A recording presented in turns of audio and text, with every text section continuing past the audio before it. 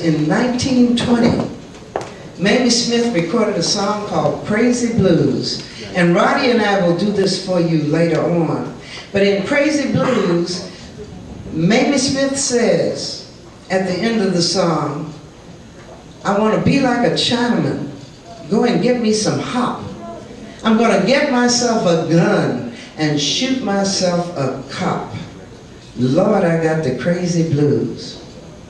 That song was recorded in 1920, and it sold 80,000 copies in 1 month. People were buying their records when they didn't even have record players. They didn't have video recorders, audio recorders, you know, the wind up, crank 'em up Victrolas. But they wanted that song because it touched something in them.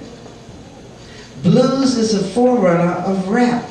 Blues is a forerunner of rock and roll, of R&B, of soul music. It all started in 1920. It was the first commercially recorded music in the United States, in anywhere in the world. The first. Not the first folk music, not the first blues music, but the first of any kind of music that was commercially viable. And then we find within this wonderful music a documentation of black working class women. The lyrics in this music is the only recorded history of black working class women. It's the connector from slavery times to the time when music became commercially viable. You see, these women in the 20s and 30s, they were the wild women, they were the spokeswomen, they were the advice givers, they were the poor person's psychiatrists, if you will.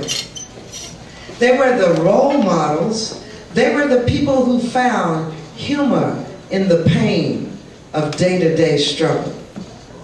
You see, right after slavery times, we were working as sharecroppers down south. We were owing our souls to the company store. We were trying to move north to find a better life.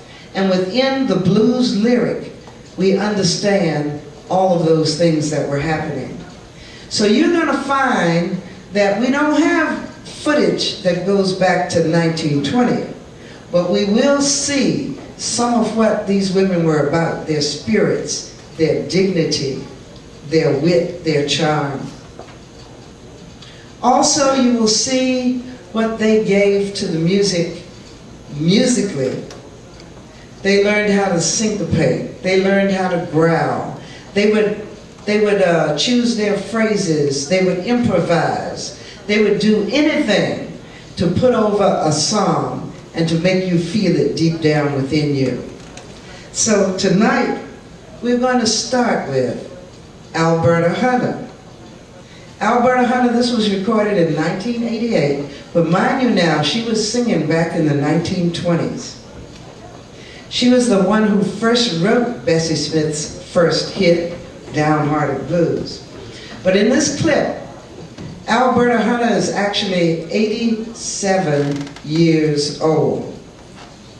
Now when you see her here, if you can just imagine what kind of juice she had 60 years earlier. This is who I want to be when I grow up. Yes. I don't want a man that's lazy. No man that tries to shirk. I want a two-fisted, double-jointed, rough and ready man. I want a hard-working, no shirking, good and steady man. Now he can be a backwoods farmer or a digger in the ditch. He can even drive a garbage wagon. Honey, it don't make no difference which.